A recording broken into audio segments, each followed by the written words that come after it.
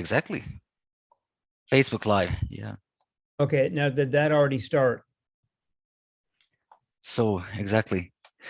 Okay. All right. So hello, everyone. So today, me and my colleague Lee Chazen from Glidercell, we're going to speak about Ukraine, the war, what's happening at the moment, and also what can be done, so to say. All right, Vlad. And so I have come prepared with several questions for you, which you've not seen in advance and you are not prepared for. But I'm asking you in particular because you were born in Bosnia, during the Bosnian, or you lived in Bosnia during the Bosnian War. Your family's heritage is East European. You're very familiar with Ukraine and Russia. You've studied European political history and European military history. So I thought you would be an excellent person to ask about what's going on in Ukraine so that we can maybe clear some things up for a lot of people. So my first question is, Vladimir Putin has implied or outright said there is no Ukrainian nation, there is no Ukrainian sovereignty. Can you clear that up? Is he trying to say that there is no Ukrainian people? They have no right to a nation? What do you think the message is? Well, so thank you very much for the introduction. We're just before we started our call, live streaming, we were discussing about, we had like a personal discussion, and we were discussing that one thing that all humans have in common is that none of us, as for example, Yuval Harari is saying, none of us has or is consisting of a single story, of a single identity. We all have different stories. We have different, let's say, narratives that we believe in, that we are kind of, consisting of, and we can use them differently in different situations. So this means, for example, that you can be Ukrainian and a fascist, and you can be a Ukrainian and a world citizen, or you can also be a Russian and a fascist, or you can be a Russian and a world citizen. Now, since identities are, I usually say identifications are mainly, let's say, politically, socially, culturally constructed, and we as humans believe in them, this is why we often are very, let's say, prone to believing in more or less, mythology, myths, narratives, and even stories that are, simply false. And in the case of what's happening now in Ukraine, it's actually something similar that was happening in the sphere of former Yugoslavia 30 years ago.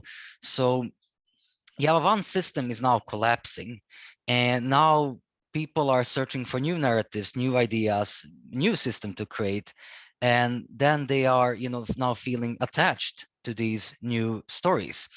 And this is why a politician as Putin can even make such comments that, that Ukrainians are Russians, because in this kind of a very, let's say, nationalist, especially if you now speak about ethno-nationalist, or even like this kind of imperial nationalist way of thinking, the message is that, kind of the Russians and Ukrainians are the same people, because it's connected to politics. The idea is that, how to say, or let's say it used to be before the war, the idea that, kind of Ukraine should be either like a part of Russia, or be, let's say, more integrated to Russia, or kind of subordinated. And now imagine, let's say, that you are just, imagine yourself that you are a Russian, you can be a male or a female, doesn't matter. You're sitting somewhere, maybe it can be a big city, it can be a small town, and you're listening to President Putin, and then you have your everyday life. You have your Monday to Friday job, and then you're in the front of the TV or the internet, and then your president tells you that, we and the Ukrainians are the same people, and then, your brain captures this and sends you a positive positive feeling, and then you believe in that.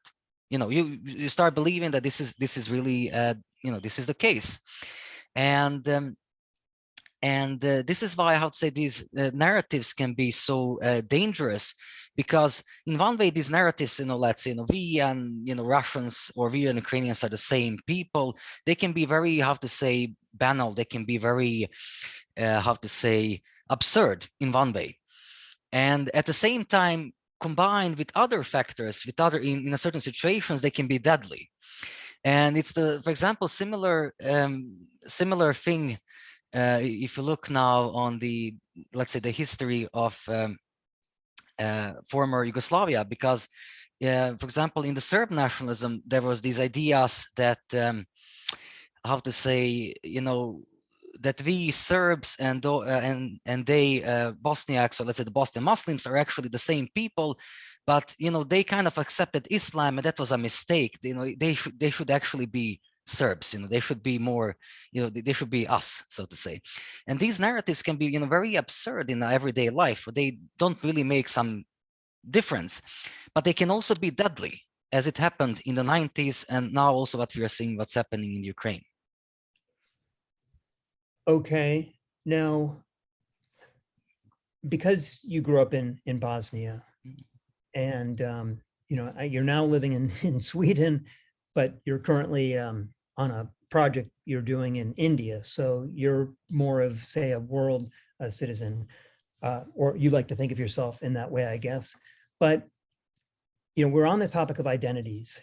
Is there a kind of a Slavic identity in general, that you're East European, or that they are, I mean, you've got the Cyrillic alphabet maybe in common between many of these nations and peoples, but is there any, there wasn't kind of a natural way to hold the Soviet Union together. There was all of these different ethnicities and dialects being spoken in languages, and there was a lot of disunity. But they were brought together under this belief that they were under this ideology. Yeah. So is there any of that left? Or does everyone want, what is the mood, I guess I'm asking, in Russia today, in East Europe today about this? So this is a very interesting thing, because what's happening now in Ukraine is also showing why certain thinkers like Samuel Huntington were actually completely wrong. The thinkers usually on the political, like far right or collectivist right, who believe that humans are belonging to different civilizations, that we are civilizationally divided.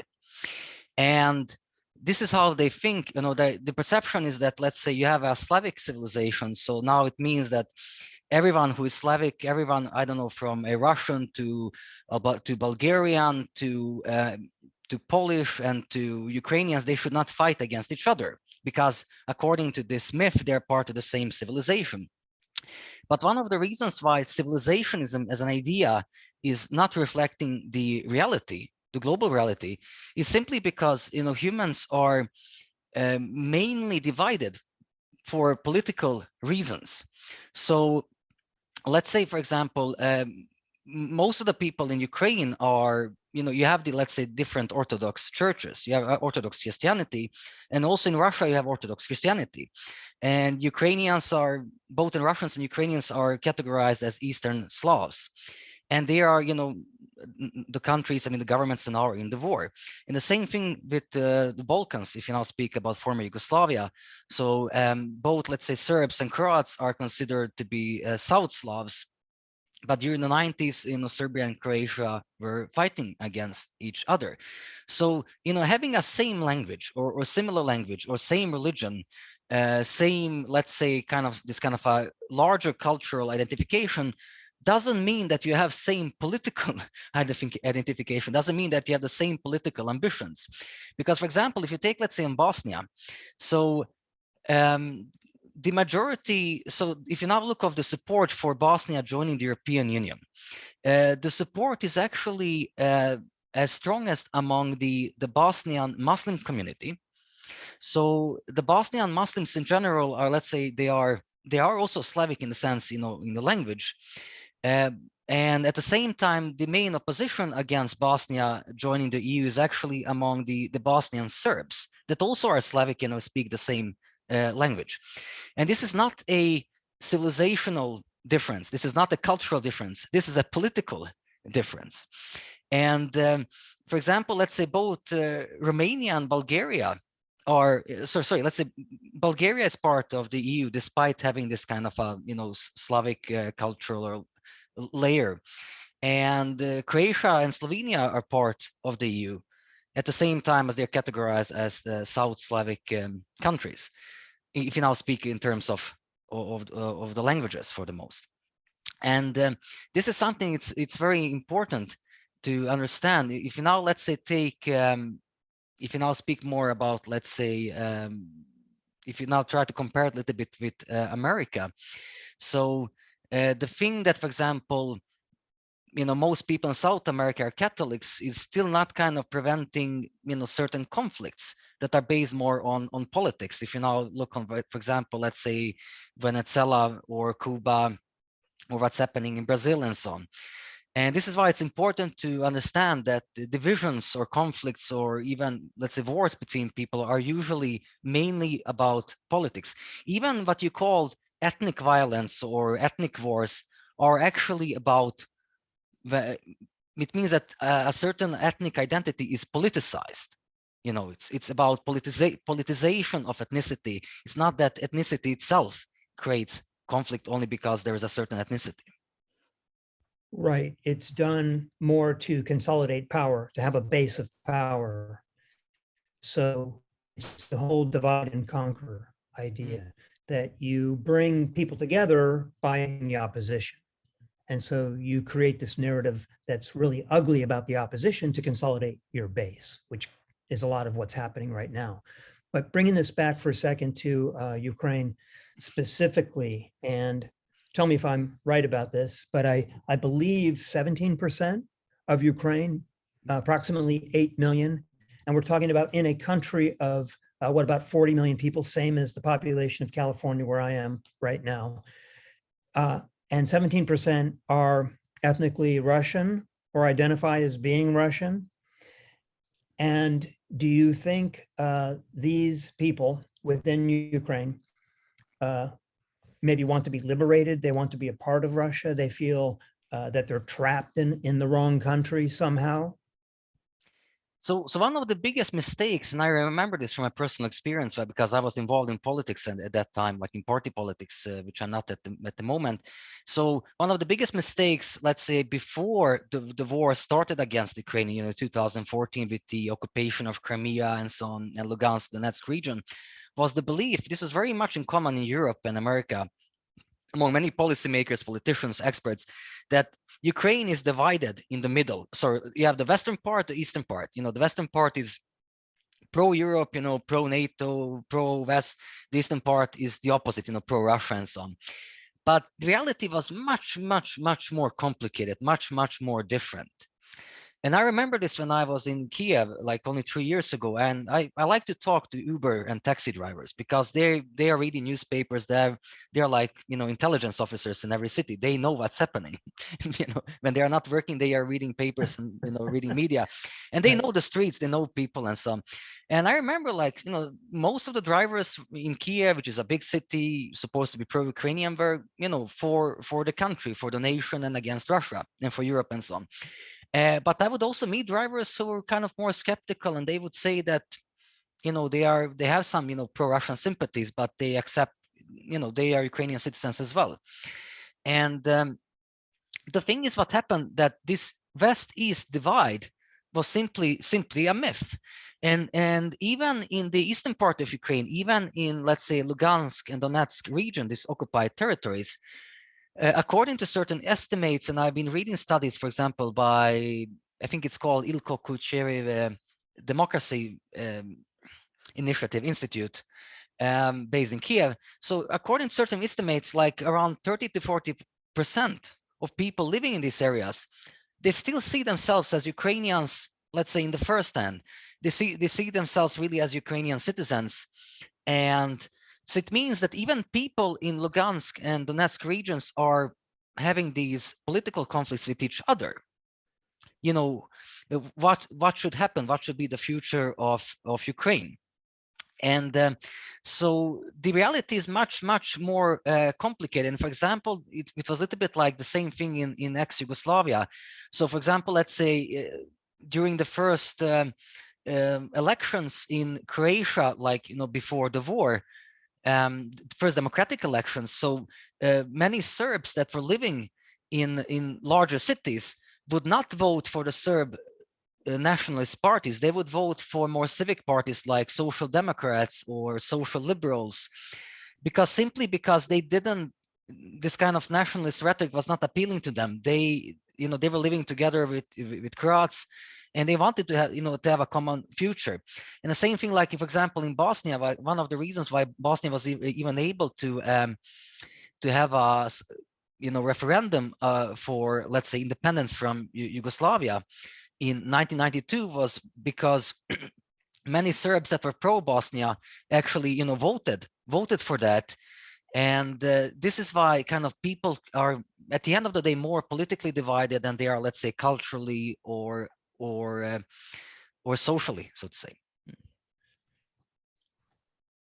Right. So I'm wondering if it is this confusing for most. I mean, we'll get to Western Europe in a second, but right now I want to focus on Eastern Europe and people who maybe ethnically identify with their Slavic brothers and sisters.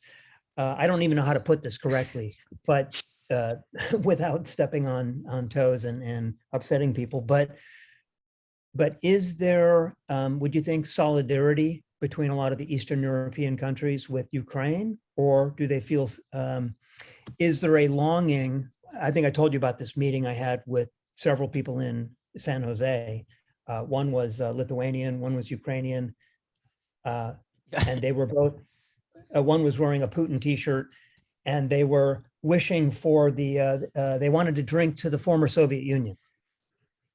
And, I had learned in some of my political science classes too, that even going back to the 1980s, there was this kind of nostalgia for Stalin even, which was surprising to me because of how horrific he was to his own people. 10 million of his own people died at his hands. 20 million died, during World War II, which makes me wonder, how can you be nostalgic for that era? So do you think that exists? Are they not talk? Because you don't hear about this in the news right now, but is there this longing for, let's bring back the Soviet Union? Yes, I mean, there is that kind of nostalgia, or as I call it, nostalgia politics, or politics of nostalgia. And we have to understand that nostalgia is part of our human psychology. We all have it. Sooner or later in life, we all start feeling nostalgic. Every human on the planet has some kind of a nostalgia at some point in its life. And the thing is that when nostalgia becomes politics, you cannot really, it's very hard to be, let's say, for freedom and individualism, and at the same time be for, politics of nostalgia. This is why politics of nostalgia ends up being in favor of, authoritarianism, of collectivism, of, we need a system, we need this as a strong man, the system. And the same thing, what I've seen, I would say there's a similar behavior when it comes to what's called Yugo nostalgia. So Yugo nostalgia is like nostalgia for Yugoslavia, and with the Soviet nostalgia. So it's kind of a similar behavior that, it's not only about older people. This politics of nostalgia, it can even, let's say, it can, be transferred, or I would say even it can, a little bit like almost like a disease. It can affect younger people. So younger people can be told that by their grandparents or their parents, oh, I used to have a salary every month, and our nation was great, and we were winning in football and basketball, golden medals, and we had a large army, we had the biggest army in Europe, and that kind of stuff. And then they can feel inspired by this.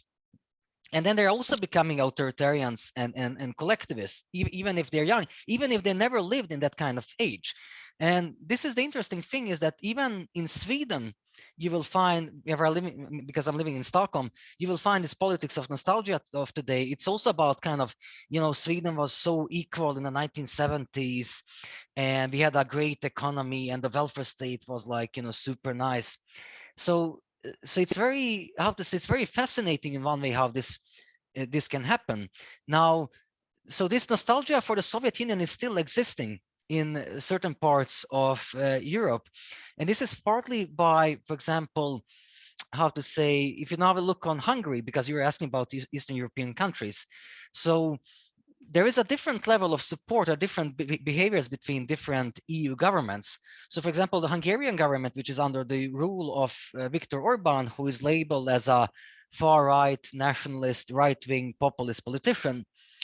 For example, many of his voters also have this kind of nostalgia for, well, it's not that like they like communism.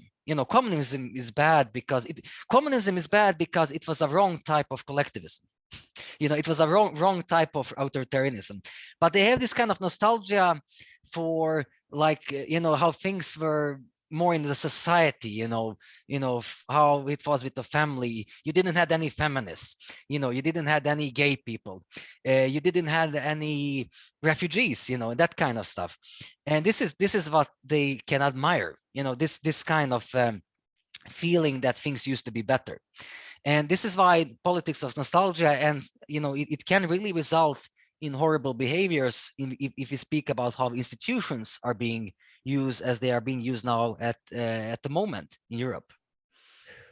Well, I imagine it can be very empowering on the individual level that, and by the way, having been in Warsaw and seen the architecture there, when I was there, I was told that the architecture was purposely imposing. It was Soviet, built by this or designed by the Soviet Union, by Soviet architects. And it was made to feel so that the individual would feel small, and you did feel small. It was not done, you didn't feel inspired. I'm talking about Warsaw, not Krakow. There's a big, or Krakow, depending on your pronunciation. True. Yeah. And so, my point is that on an individual level, maybe you're empowered because your life isn't personally that great. You're not doing that great. But when somebody talks about bringing back the greatness of your nation, that can make you feel that you're part of something big.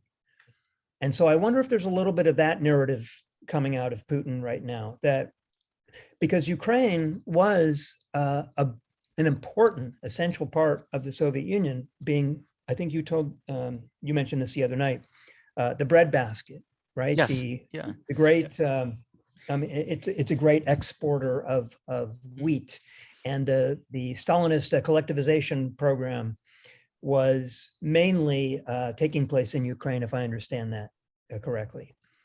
So there's probably some nostalgia for that, I'm sure. Or would you disagree? No, I really don't disagree. I mean, so here are some couple of things. So there is research showing that, we as humans are affected by our local environment, including by architecture, that basically we create our social world based on our values, and like even the architecture can reflect, which kind of values are dominating in the society or are more, let's say, represented in the society. And you were mentioning like this, that, so basically if you put, let's say, people in a house, without windows, and it's very dirty, and you keep them, let's say, for like 4 weeks, and then you let them out and they are very hateful, they can, they basically feel, how to say, very authoritarian, very, very hateful towards others. And you were speaking about this kind of, that the people should feel small or like little. And this is also partly why certain ideas like nationalism even work, because even if you have many personal problems in life, even if you feel that you are not really making a success of your career, or you have many problems, or I don't know, your girlfriend left you or your boyfriend left you, but you can still have this feeling that you're part of something bigger, you're part of a nation or something like that. And this gives you in a certain satisfaction. This gives you a certain sense of belonging. And in the case of Russia, one of the reasons why Putin even came to power was because he basically told people like, give me your votes, give me your let's say support, and I will bring order. I will make Russia great again. I will fix a little bit like Trump. I will fix things.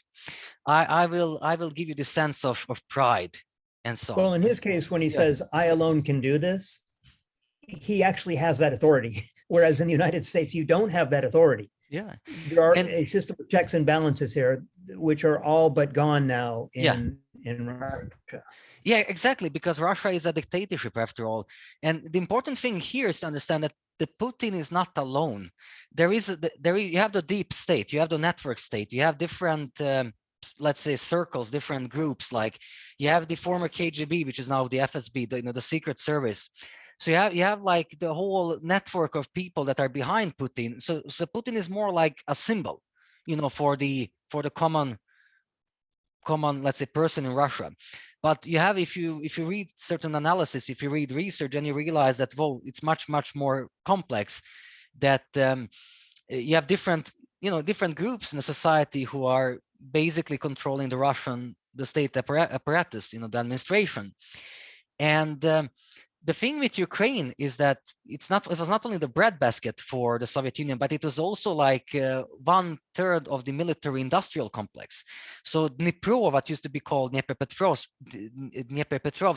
was basically the whole city was almost just producing weapons and military systems. Kharkiv, where now fightings are taking place, that's the tank city. That was one of the tank cities where these tanks like T-64, T-55, 72 were produced. And now what Putin has been doing, and not only Putin but other Russian more or less nationalist politicians, what they've been doing already, basically since the end of 1990s, early 2000s, is creating these narratives, this mythology that Ukraine and Russia is one country, or should be one country. We're the same people. It's the similar thing if you look on, let's say, Serbia even today, with like these narratives about we and Montenegro are one country, or one nation. Well, how would you relate that to the United States? Because this brings up an important comparison that I'm sure maybe people are talking about, but we are 50 states and I don't know, several territories. Yeah. Here in the United States, 50 states, and there are some huge differences between someone from New York, someone from Texas, someone from Florida, someone from Washington State. There are big differences, not to mention, people in Colorado, Kansas, etc. Very big differences, and there's rivalries not only between the states but within those states. Yeah. So, is this the same as if, let's say, California was going to war against Texas? Well, it's more it's more like this. Now, I was actually thinking before our call what I should compare it with. Well, actually, let me clear that up, though. That's a bad comparison, because it would be a large state against a smaller entity. Well, partly like that, but I think there is even a better comparison. For example, I was thinking about Texas and the Alamo, because at that time Texas was not part of the American Confederation. This is before of the Civil War. It was not part of the United States of America before it even became a more, let's say, unified nation, a federation, basically. And then you had people like Davy Crockett and company like cheering, we need to support Texas. They are also fellow Americans. And that's a little bit similar case with Europe, that in the European Union there are many people, including myself, that say that Ukrainians in general want to be Europeans. They want to be part of the union. Let's provide them support. They want to be part of our democracy. They want to have the same citizenship as we have, as in from Stockholm to Rome, from, let's say, Warsaw to Lisbon, and to have the same laws, same governance. So let's support them. And that was the case, with Texas, with what was the name, Sam Houston and others, that they wanted basically Texas to become part of America. And at the beginning, there was even not enough support among contemporary Americans. Some were like, but do we really want them, to become part of our union? I mean, maybe it's better they still belong to Mexico. So well, don't get me started on American politics, because things will disintegrate very quickly. So I don't even want to talk about that. And I also don't want to talk about whether or not you think that Trump is an operative of Putin somehow. I don't want to get into that, because that starts getting into all kinds of conspiracies, and we're taking shots in the dark. So I just want to stay clear of anything like that. But I did have this weird hypothetical that I just thought of as you were talking about Texas, that sometimes history has, well, I don't know if this is in the code of history, the algorithm of history, but is there, I'm just trying to put something hopeful out there.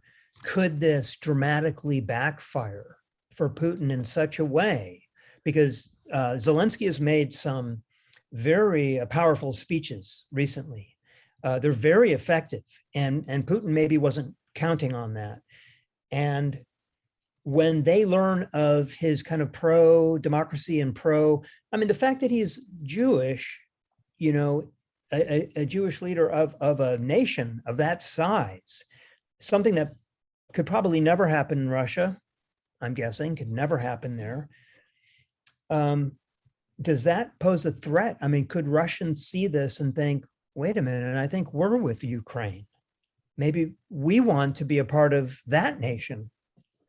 Well, so I will try to explain this on a very high level and a very low level. So let's start with the low level. On a low level, what's happening now globally is that many people around the world, and even let's say here in India, where I'm at the moment, or in South America, when I'm reading on Twitter, what they see is a big nation,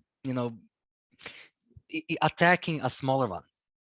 What they see is a nation with much larger military attacking another one with a smaller military, and they simply feel sympathetic for Ukraine, because maybe in a similar way as if you would be now on the street and you see a bigger guy attacking a smaller guy. It's kind of very psychological, like that. We usually, as humans, we take the side of the smaller person because we feel that it's injustice, that is not fair, So that's like on a very low level. On a high, yeah.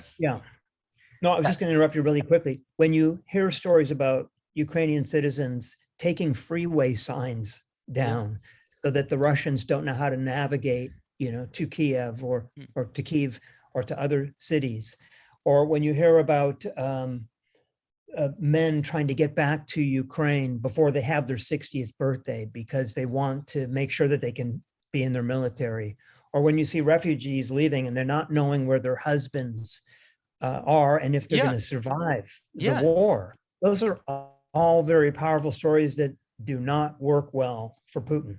No, they do. No, exactly, because this is something people can relate to, and you don't have to have a history of living in a war during wartime to be to feel sympathy for people in Ukraine.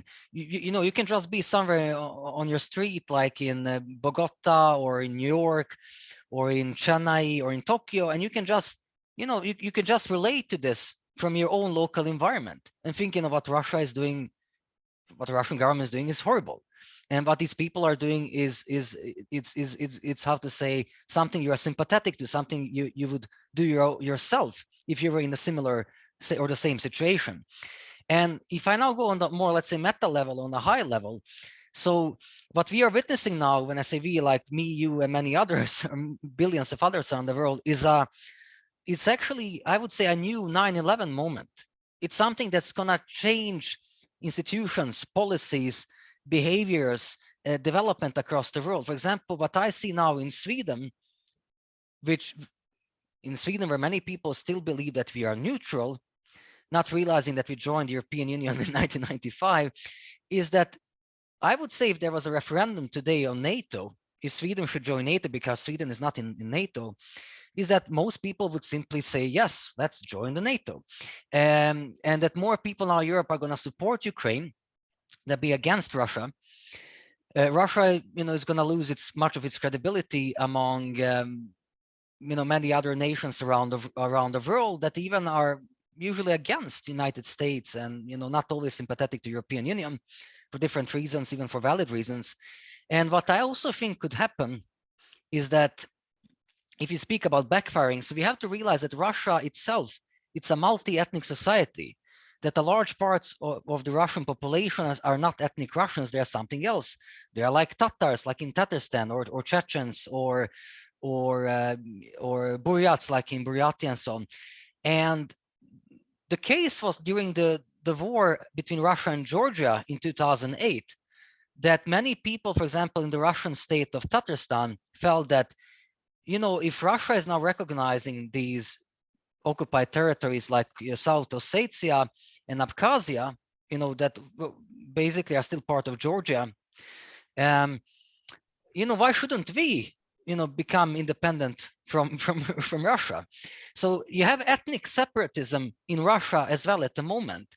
And this ethnic separatism, which I find it's horrible itself, because it's going to lead to many bad things. Like, it's not going to be about democracy and human rights. It's going to be more about primitive behaviors. Like it's going to be very aggressive.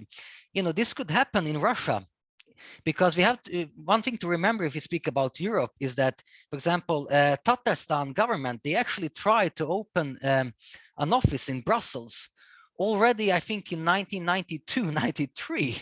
So as Russia was having these internal problems with Yeltsin and the military coup attempt in Moscow, and shootings in the at the parliament building. So it's important to realize that ethnic separatism for Russia is a double-edged sword. It can work for them now, as it's working in Eastern Ukraine and Georgia, but it can also work against them, as in, let's say, for example, as in Tatarstan. Right, which is to say nothing of like the people in Vladivostok, for example, 12 time zones potentially, right, away from Moscow. Mm. And, talk about feeling disconnected, or the people in Kazakhstan or any of the former republics. They're so remote. I remember hearing, in my political science classes going back to, to the 1980s, we had a defense intelligence speaker in one of my classes, and I think I told you about this, and he said, everything you're hearing about the Soviet Union, you shouldn't believe. He said, there are so many ethnicities not wanting to be a part of this. It's not natural for them to be in the Soviet Union. And so he said it was, and this is in 1984, saying that they were going to start dissolving and start breaking away, even then. And that was 6 years before it actually happened. So who knows where this could lead? Do you have any, but getting to the war itself, we've talked about the history and the different ethnicities and some of the culture and background, but getting to the war itself, because I know you studied military history. How do you think this will play out tactically, strategically on the ground? Where do you think this is going to go? Because as we're speaking right now, Kyiv could be falling today or in the next day or two. I have to say, like, partly because I'm too emotional at the moment, I don't want to, I cannot really give you a good answer, good analysis, because I'm following the situation every day, as on Twitter or on Telegram. Telegram is a wonderful device here because I follow both Ukrainian and Russian sources. And the thing is that, things can change dramatically this weekend, today. They can change tomorrow. They can change next week. It's very hard to say. I would say like this, that I think that Russia is using, I think, around 200,000 something troops in Ukraine. And I think it's simply not enough to occupy Ukraine in general, to really kind of put Ukraine under its control, simply because there is enough Ukrainian, so there is enough number of Ukrainians who are resisting, not only soldiers or, let's say, National Guard, but even more like, more or less armed civilians who are just taking up Molotov cocktails and whatever they can have, from home, and to use it against the Russian troops. And this kind of blitzkrieg, I don't think it's gonna work out for Russia, simply because the Ukrainian resistance is simply it's organized and it's prepared, and it's simply too much for the Russian armed force at the moment. I mean, Russia has a bigger army, of course, but they still have to have troops in Siberia. They still have to have troops in Caucasus. They have to keep the parts of Caucasus under control. You need to keep your own population under control. So basically they cannot just send everyone to Ukraine. So that's the thing. And from right now, what I can see, you can say that tactically Ukraine is winning, because they are not becoming occupied. I mean, the Kiev is still in the hands of the Ukrainian government, and the Russian, let's say, military is not basically not achieving its objectives. Well, it depends, because we don't know exactly what those objectives are. They may be trying to just secure, portions of the population or small pieces of territory. We don't know exactly, or we're not being told. But you also have to think that even though formally, I should say, we don't talk about NATO, any type of an invasion or putting up a, European and American combined resistance. But you have to think that behind the scenes, there could be operatives, there could be intelligence officers from any number of European countries, including the United States. We just don't know who could be doing some things. There's also, the information wars, the cyber wars that are going on. We are waging an information war. There's a war to control the narrative right now. And I would say that's not looking very good for Putin either. He's losing that battle. He's completely losing that battle. Like, let's say, the media war, definitely. As we mentioned earlier, like, people around the world, they simply feel more sympathetic to Ukraine and Ukrainians when they see what's happening.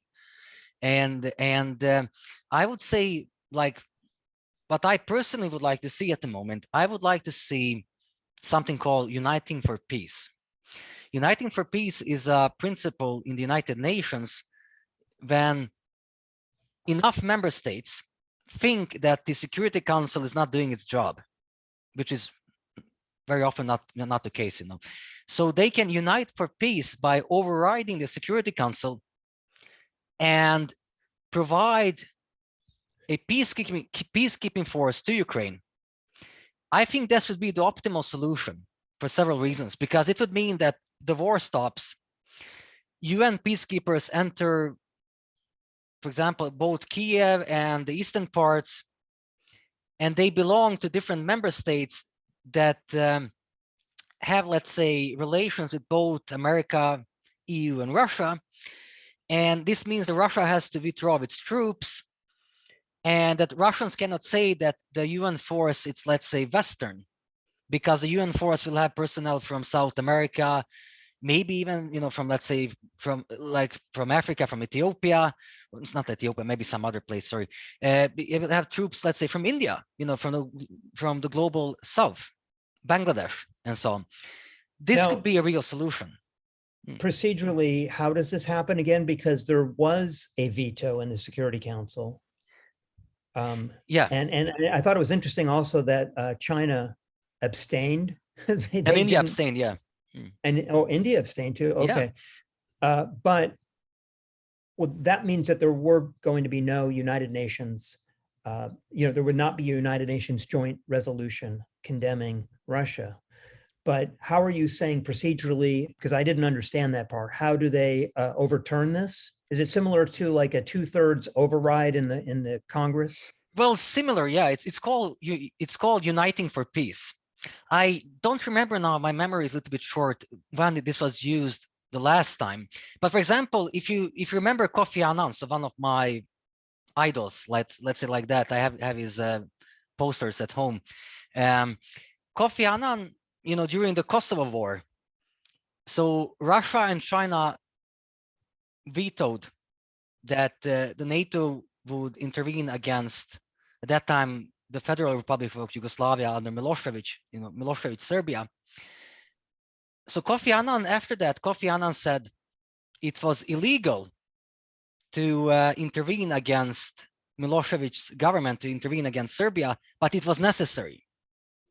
And it was this, I would say, the same case here. It would be illegal to intervene against Russia and Ukraine by providing peacekeepers to the country, but it's necessary. It's simply necessary. Otherwise, that would be the way to stop the war tomorrow, so to say.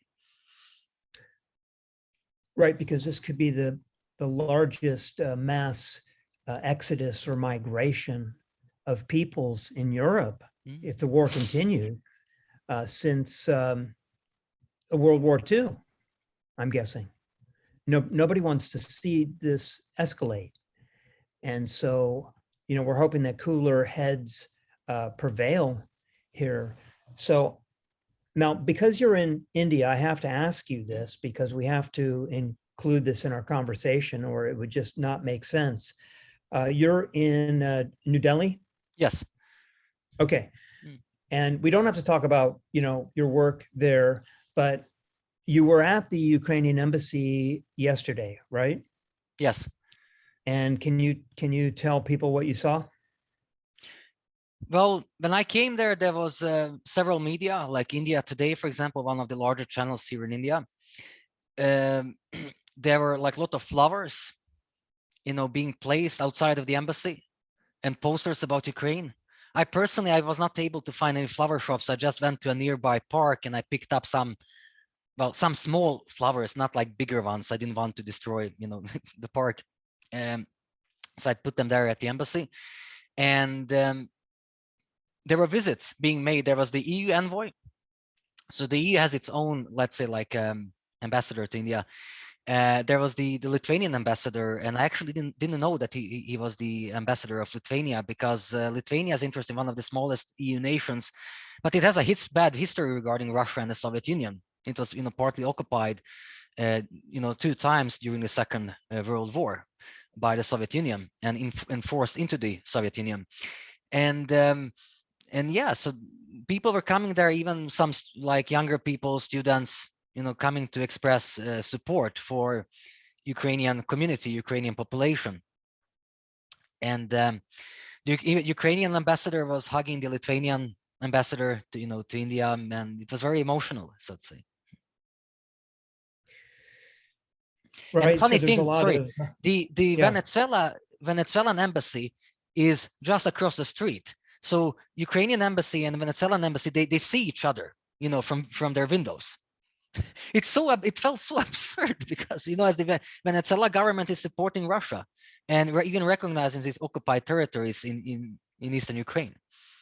And they are like neighbors here in Delhi. Wow, that is fascinating. I mean, I do have a story to tell about being in the Russian embassy, but I don't want to share that. It was, it felt very unreal. It was part of this mission right after college of Silicon Valley executives trying to have trading relations with Moscow at the time. And I'll just say that I went through the list of people we were in contact with, and one of the American embassy people who we were in contact with at the time died in a mysterious car accident in Moscow. And so that should be a reminder, though, of of what we're dealing with. That they're not playing by the rule book that the West understands anyway, which is to have negotiations, to have some to reach out and have some diplomacy. And at this point, we don't. I don't know. There are no talks in sight. Was there anything more you wanted to say though about India? Well, the interesting thing is that here in India, there are also kind of different behaviors. So let's say historically seen, India is supporting, Russia because it has to do, with the, how to say it, so that when India became, let's say, sovereign from, United Kingdom, Prime Minister Nehru was at that time seeking inspiration in the Soviet Union. Not that we believed in dictatorship or communism, but he wanted industrialization. He wanted to industrialize India, and he was more in favor of that model. And there is there are these kind of historical connections between Russia and India. Now, what's happening in India is very kind of fascinating, because the Indian government, despite that, how to say, Prime Minister Modi, well, basically he has a lot of similarities with Putin in his political views, in his policies. So instead of, let's say, supporting Russia, and instead of voting against it, they just abstained, because in this way they are not supporting the Russian government, but they are neither kind of completely, how to say, making, they're not completely kind of isolating themselves from the Russian government. And this is why Russia is now, I would say, as a government, a little bit confused, because they were expecting China and India to support them on this. And now even in India, like, you'll find many people who very feel sympathetic towards Ukraine, despite that they know, usually most of Indians, they usually know something about Russia, but they don't know always of something, or in most cases about Ukraine, because Ukraine is much smaller. And, let's say an ordinary Indian citizen can relate more to Russia, because, Russia is big, and, we are big, and, and so on. So, but now there is even some more sympathy towards Ukraine, because when people look on television, what's happening, so to say. Yeah, so there's so much to say, and I don't know how to summarize, the major points that we've covered, other than I think we're going to need to do a 2.0 version of this conversation as things progress, and see if any of the things we talked about came to fruition. I don't even want to, make any kind of predictions at this point. I mean, I'm hopeful that there'll be some great solidarity. I'm hopeful that the sanctions, will work. They're debating now whether to do this full kind of swift, a ban, so that Russia can't. I mean, because if they don't have access to the banking messaging system, then think about all their oil and gas exports and all the money that needs to be exchanged between different countries, and that comes to a close. They would have to find different ways. I mean, I don't know if they can use PayPal or Venmo or cryptocurrency, at that level of government. I don't know how that works. I know SWIFT doesn't have control over crypto. So maybe that's something that will happen, is they'll just go underground. I really don't know how that's going to work and what effect that'll have. Do you have any thoughts on that? Well, the thing is, to be honest, is that I don't think I'm in favor, at the moment, kicking out Russia from SWIFT, but I don't think it's a silver bullet, as many people believe, because you have to understand the Russian economy, Russia is kind of already prepared its economy for the war, for this situation. And also that I have to say, the sad thing is that the nationalism is such a powerful idea that many people will accept, being poor and being economically devastated, as long as you have this feeling of belonging and greatness. This is the thing. So many Russians will simply accept, that they are now getting worse economy, but we are defending ourselves against NATO and American imperialism. Yeah, well, that's if it's a great patriotic war. For example, we had our victory gardens here in the United States during World War II, where but seriously, and we would have people buy bonds, by government, treasury bonds, to raise money. And we were able to get Hollywood involved to produce movies, to get people excited about the war. Yeah, John Wayne. And yeah, I know there's a lot of ways to mobilize a population. I just don't know if Putin has any of those types of things at his disposal. I don't know what the propaganda campaign looks like. My guess is that this will just turn into some advanced form of cyber war and we'll never know what's really going on. I'm sure there's, I think I told you once about this NSA contractor who was on a hike with a group of people in Silicon Valley, and he was telling us about all the cyber attacks that were going on prior to 2016, and he was very concerned about what would happen during the election and the Russian cyber attacks.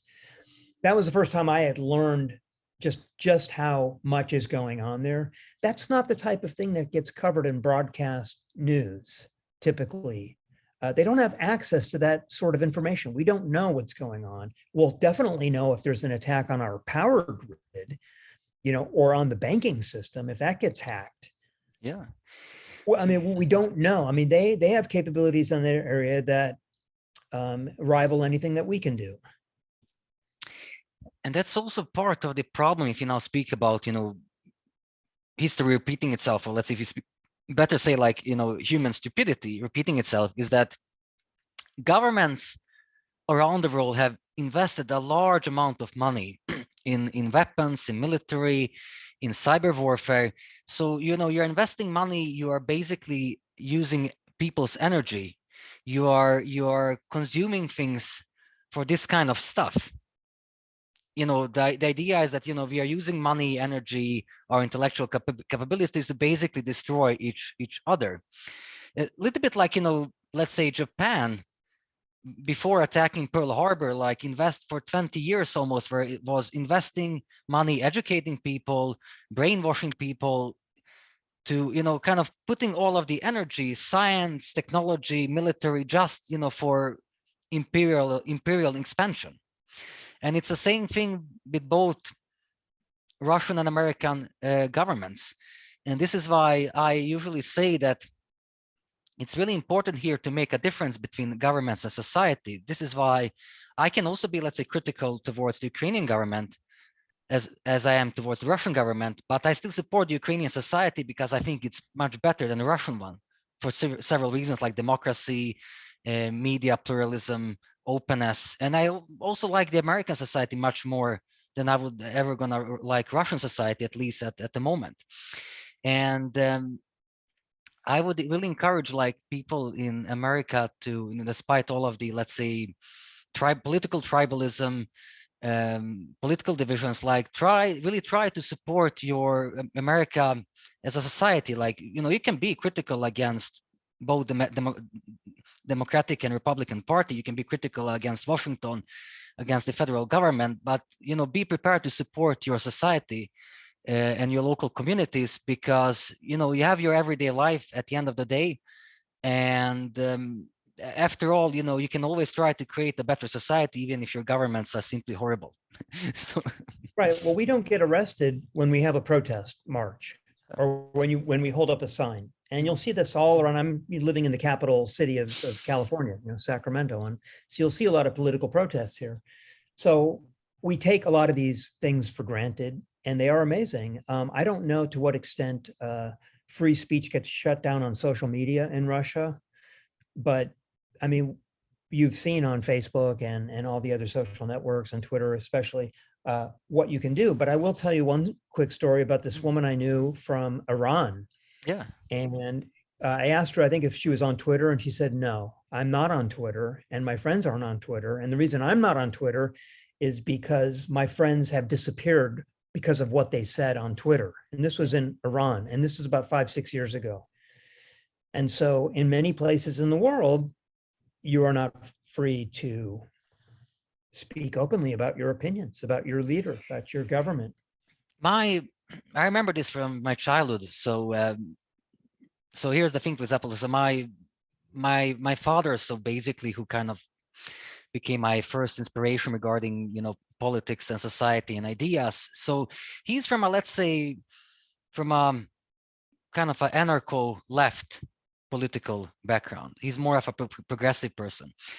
And he tried to explain to people in his own family, to his own parents, both during Yugoslavia and after Yugoslavia, after the war, he tried to explain to them that, state and society are not the same thing. And that the difference between, let's say, the Soviet Union and America, and later on, let's say, between kind of Russia and America, is that, I can go to, in America, I could go to, I can go to a Neil Young concert, but I cannot do that in the Soviet Union. That was the main thing for him. I can be critical, I can be negative towards the American government, to the Soviet government, but the difference is that I can go and listen to, let's say, Frank Zappa concert, but I cannot listen to Frank Zappa in the Soviet Union. So this is the thing. Didn't he become a hero of, I forget which Eastern European country wanted him to become president?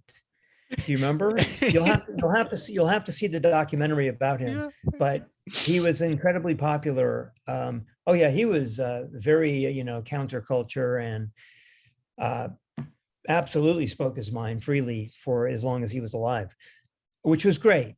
So we should take a moment and appreciate all the various freedoms that we have. When we have conversations like this, we shouldn't take it for granted. And I'm hoping that the European nations come together convincingly to pull Ukraine into that into that culture, into that belief system, because I think now that they've seen it. I mean, because originally the whole totalitarian idea was we don't want them to see what's on the other side. I mean, there literally was the wall in Berlin, because if they saw it and realized what they could do, there would be no reason to stay here. And then you have to remind people also, how much immigration is there to Russia, where they immigrate to live and thrive, versus how much immigration is there to European countries and the United States? I mean, I know that sounds so, I don't know, that sounds nostalgic too. I mean, it sounds like I'm being nationalistic by saying that, but it's also true. It's also true, right? I mean, we do represent, I mean, I can't even tell you how many ethnic groups from other countries I saw when I was living in San Jose, in Silicon Valley. Everyone was from somewhere else. Everyone wanted to be here because of the opportunities. My grandfather left, Berdichev in Ukraine because of the opportunities that would happen in the, well, he left because the Cossacks were chasing him across the border too. And he probably would have stayed, had there been greater love and opportunity there. But, he came here. And so did the rest of our family from Russia, Ukraine, Lithuania, Latvia, and all those places. That's a very good comparison. That's a very good, how to say, way to show the difference between state and society, is that, America is not only like, how we call it, like a salad ball, but it, it's really attracted people through history simply because people around the world, even like, especially as in Europe, realized that, they could have a better life there, that they could live in their communities, religious communities or ethnic communities, and not be submitted to repression, at least not be submitted to government repression. They could still face other types of discrimination, repression, but there's a difference, when you are kind of being repressed, let's say by like other individuals, and when the government is against you, then there sometimes very big difference. And if you look on Russia, there is immigration to Russia, as from Central Asia, as from Tajikistan, I think maybe Uzbekistan. You have these guest workers, you have people who are cleaning the streets, working in metro, making food, taking these jobs that even many Russians don't want to do. But it's still not the same kind of attractiveness, it's not the same influence as if you compare to United States, so to say, which is still attracting people, especially as from South America. So I wanted to kind of summarize this with something that I remembered recently from a trip that I made to Auschwitz during a college music tour of Poland. I know I've mentioned this to you before, but I think it's poignant. It's important here. And so we are standing there. Now this is the 1980s. And we're standing there at the railroad tracks at Auschwitz. To me, it's all surreal. It seems like I can't believe I'm here. I've studied this my whole childhood. I've seen the movies, and now I'm standing at this very place where the trains carrying Jews from, and really anyone who was an enemy of Hitler, including Russians, carried them to the camps. And this was the final part of our tour.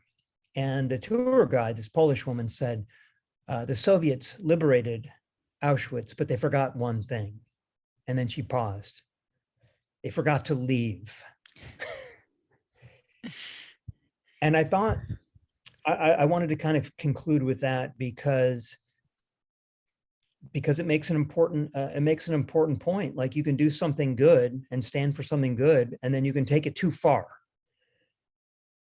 That it's not enough to have achieved the victory in World War II, but now you're going to impose this authoritarian control over otherwise free people.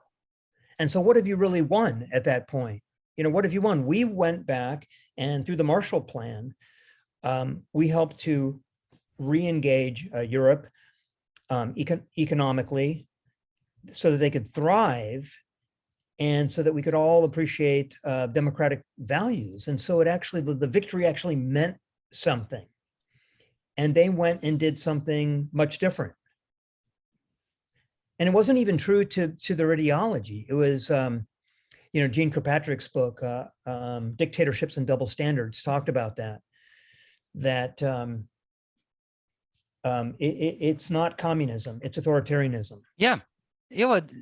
Absolutely. I know exactly what you mean, because, and now we are kind of going a little bit back to we're kind of finalizing with going back a little bit to the beginning of our discussion, because, you have different stories, you have different ideas, and these stories can also, or ideas, they can merge. So what did the Russian communists like Lenin, what did they basically did as soon as they established the Soviet Union? Well, let's combine it with old Russian kind of nationalism and imperialism and try to expand, try to take over other countries, try to, to increase our sphere of influence. It's not like, oh, we will now first create, let's say, we will now create communism through convincing people, through, spreading the idea. No. We will create it, expand communism through use of military and violence. And well, it's sad that. Yeah. Go ahead. Yeah. Go ahead with that point. Yeah, and the sad thing here is, if you now also speak about ideas, is that one similarity I see between, let's say, the former Soviet Union and former Yugoslavia is that, this narrative, like we won against fascists and fascism, was more about we won against Germany and Germans. Not that people really understood what fascism is, and as an ideology, as an idea. And this is why many people in Russia don't understand now that what their own government is doing is actually in line with fascism. As an idea that, you have absolute loyalty to your nation, you have absolute loyalty to the great leader, and you accept that other nations should be destroyed only because they are different. Yeah, I mean, well, this gets into psychology and neuroscience too, because we categorize things for the sake of convenience, for the sake of intellectual laziness, that we can't conceive of nuance and combining philosophies into something new or different. We stick with what we know. We still have this left-right political spectrum. It's not a sphere. It's not three-dimensional. It's not synesthetic, like with sounds and colors and all kinds of things. It's words and text, and it's this is the left and this is the right, and which team are you on? Are you in a red state or a blue state? What does your party stand for? And what I was going to say before is it's sad because in the same way that communism kind of turned into authoritarianism, it had nothing to do with the original ideas of like sharing and, worker self-management and things like that. It turned into something much, much different. But in that same way, our political parties have turned into win at any cost. It's all about winning and, controlling the narrative. It's not about selling your philosophy, because if you ask most Americans, for example, what is the philosophy of the Republican Party or the Democratic Party? What do you believe in? They probably can't tell you so much as, what they've heard on cable news about why they hate the other side. I mean, that's what it's turned into. And so that's no different than what we're seeing in Ukraine. I mean, trying to bring it back full circle. It's nothing different. So listen, I know it's true. No, but that's the case. You should there be are many drinking lessons some of your learned. coffee. Yeah. But I know we've gone on for quite a while now. Yeah, it's an epic discussion. Yeah. Yeah, you have your whole day in front of you, and I'm at the end of my Saturday. So we'll come back later and continue this. Yeah, absolutely. And thank you everyone for listening. And we will also, I will put this on YouTube as well sooner or later. So say. Yeah, and I will talk to you soon, Vladan. Yeah. In fact, I'll call you right after we conclude this. Absolutely. Just to wrap up a couple of things, okay? Sure. So greetings from India then. All right, and greetings from Sacramento, California. So, all right. Ciao. Good night, everyone, Thanks. and good morning. Yeah, good morning. Ciao.